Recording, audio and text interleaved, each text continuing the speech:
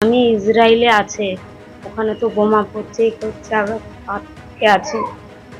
তাহলে বাজে বাজে কথা হয়, জিজ্ঞাসা করি কি হচ্ছে, বলে এখন ভালো আছি, আবার বলে খারাপ আছি, এরকম বলে আমাদের খুব দুশ্চিন্তা হয়।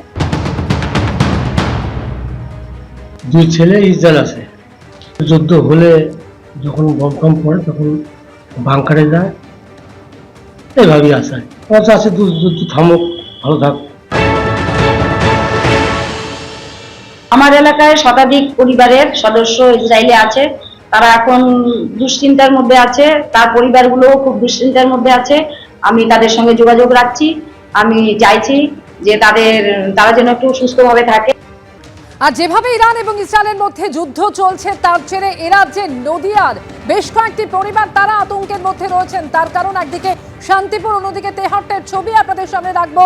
শান্তিপুরের 3 যুবক তারা আটকে রয়েছেন ইরানে সেনার কাজ করেন শান্তিপুরের এই 3 যুবক।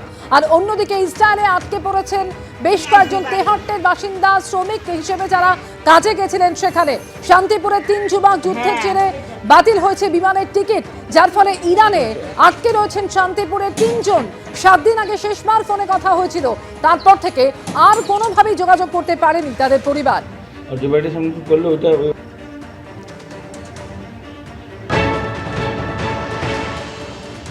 ওখানে শুনছি, মানে খবরে দেখছি, টিভিতে দেখছি ইরানে যুদ্ধ হচ্ছে। এবার ওখানে এত পরিমাণ যুদ্ধ হচ্ছে, যোগাযোগ তো করতেই পারছি না, ফোনের অপেক্ষায় আছি, কখন ফোন করবে, কথা হচ্ছে না, যোগাযোগ পাচ্ছি না। এবার চাই যে ভালোভাবে সুস্থভাবে বাড়ি আসুক, এটাই চাই। ঠিক যে অবস্থা শান্তিপুরের এই পরিবারগুলির, একই রকম উদ্বেগ, উৎকণ্ঠার মধ্যে দিন কাটছে নদিয়ার তেহট্টের বেশ কিছু বাসিন্দার, বেশ কিছু পরিবারের। তার কারণ নির্মাণ শ্রমিকের কাজের চুক্তিতে তেহট্ট থেকে ইসরায়েলে পাড়ি দিয়েছিলেন, রোজগারের আশায় দেশ ছেড়ে ইসরায়েলে পাড়ি দিয়েছিলেন বেশ কয়েকজন। ইরান এবং ইসরায়েলের যুদ্ধের খবর শুনে আতঙ্কিত হয়ে পড়েছেন তাদের পরিবারের সদস্যরা।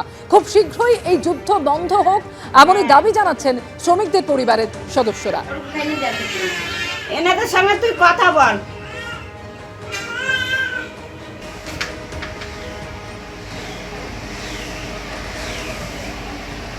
দুশ্চিন্তা তো খুব। সুকান্ত মজুমদারের বিরুদ্ধে এফআইআর রুজু হয়েছে, বরতলা থানায় অভিযোগ দায়ের হয়েছে। সেই অভিযোগের প্রেক্ষিতে এফআইআর দায়ের এবং এফআইআরের ভিত্তিতে ইতিমধ্যে তদন্ত শুরু হয়েছে বলে পুলিশ সূত্রে খবর। অনুব্রতর কুকথার পাল্টা এবার তৃণমূলের হাতিয়ার সুকান্তর মন্তব্য।